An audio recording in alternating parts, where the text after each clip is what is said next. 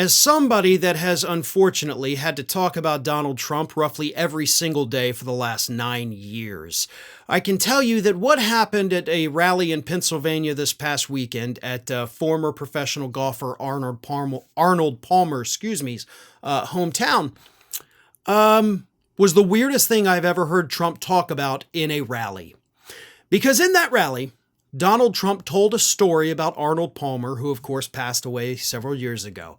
But it's a story that went on for 10 minutes, and it culminated in Donald Trump talking about how large Arnold Palmer's package was. Like that was the payoff of the story, was how much Donald Trump admired Palmer's manhood that he said he had had the opportunity to see in a locker room one time.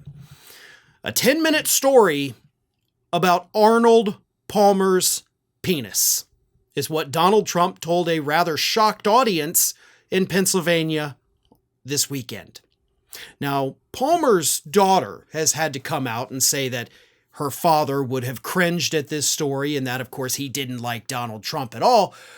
But we have a 78-year-old man who has repeatedly told us over the weekend that his cognitive prowess is better than anybody else who's ever run for president, and he tells a 10-minute story about another man's penis. Now, do you think that's normal? Right? Are there any undecided voters that might be tuning into Ring of Fire? And you're like, I was on the fence, but then when I heard the penis story, I've got to go with Trump, right?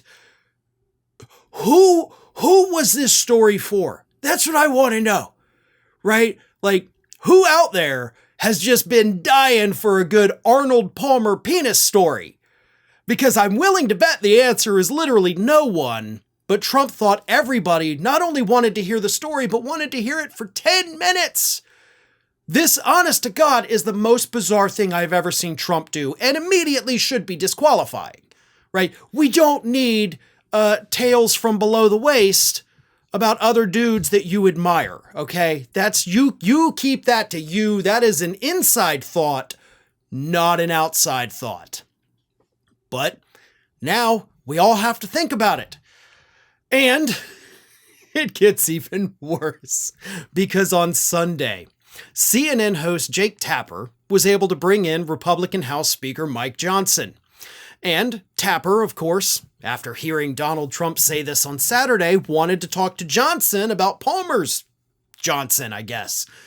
And Mike Johnson definitely didn't want to talk about the penis story, but by God, Jake Tapper pushed him. Jake Tapper started by saying, quote, Donald Trump's campaign suggested he would begin previewing his closing argument Saturday night with Election Day barely 2 weeks away. But the former president kicked off his rally with a detailed story about Arnold Palmer, at one point even praising the late legendary golfer's genitalia. He says, talking to Johnson, talking about substantive issues. Is this really the closing message you want voters to hear from Donald Trump? Stories about Arnold Palmer's penis? I'm sure that you think that a policy debate would be better than a personality debate, but if President Biden had gone on stage and spoke about the size of a pro golfer's penis, I think you would be on this show right now saying you were shocked and appalled and you would suggest it was evidence of his cognitive decline. Why is he talking about Arnold Palmer's penis in front of Pennsylvania voters? First of all, full credit to Jake Tapper right there. Like, that's how you frame it, right? If Biden had done this, every Republican in this country would be out there in the media talking about how disgusting this was, and clearly it's a sign that Biden is insane. Johnson had none of it. Nope, Johnson said, Jake, you seem to like that line a lot. Let me tell you that Donald Trump is doing rallies around the country to say something. And Tapper says, I don't want to be talking about, all right, Donald Trump is out there saying it. And then Johnson says, you continue to. And Tapper says, hold on, I won't address it, talking about the Biden thing. He's out. And then Johnson jumps in and he says, he's out there talking about it. I'll address it. Let me answer it. Okay, don't say it again. We don't have to say it. I get it. There's lines at a rally. When President Trump is at a rally, sometimes he'll speak for 2 straight hours. You're questioning his stamina, his mental acuity. Joe Biden couldn't do that for 5 minutes. That's how you started this segment. You said, what if Biden was in a rally like that? He couldn't fill the room. Donald Trump does. You know why? Because they see him as a change agent and they understand he has a record of performance in his administration. Blah, blah, blah, blah, blah. And he goes on to talk about things that definitely didn't happen during Trump's administration, ignoring the fact that Trump is out there talking about another man's penis on stage in front of thousands of people. That's the issue, right? What do you think of that? What do you make of that? Is it not weird?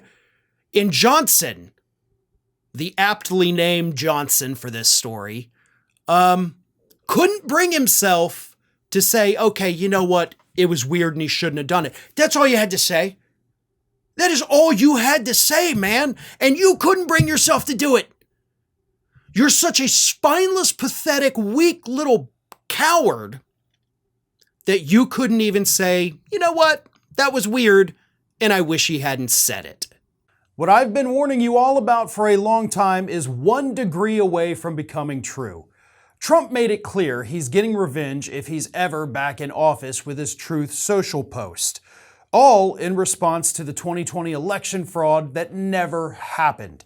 It's the latest example of his dangerous dictator mindset as he sets the stage for a future where public dissent is not met with debate, but with prison sentences. And of course, barely any right-wing outlets are even covering this. And if they are, it's Ben Shapiro reporting on the governor of North Dakota backing Trump, while the independent Mother Jones is calling it what it is, Project 2025's plan to suppress the vote.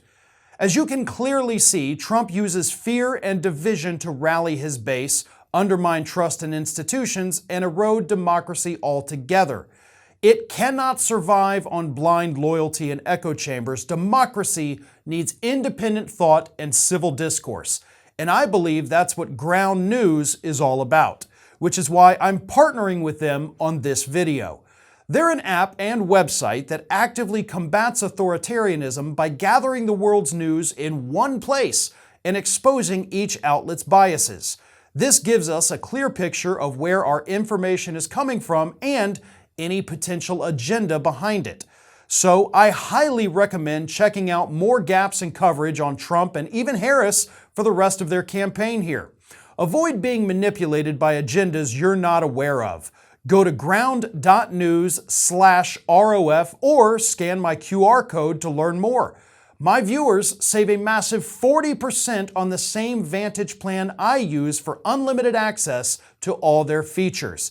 Plus, by subscribing, you'd be directly supporting 2 independent news sources, Ground News and Ring of Fire.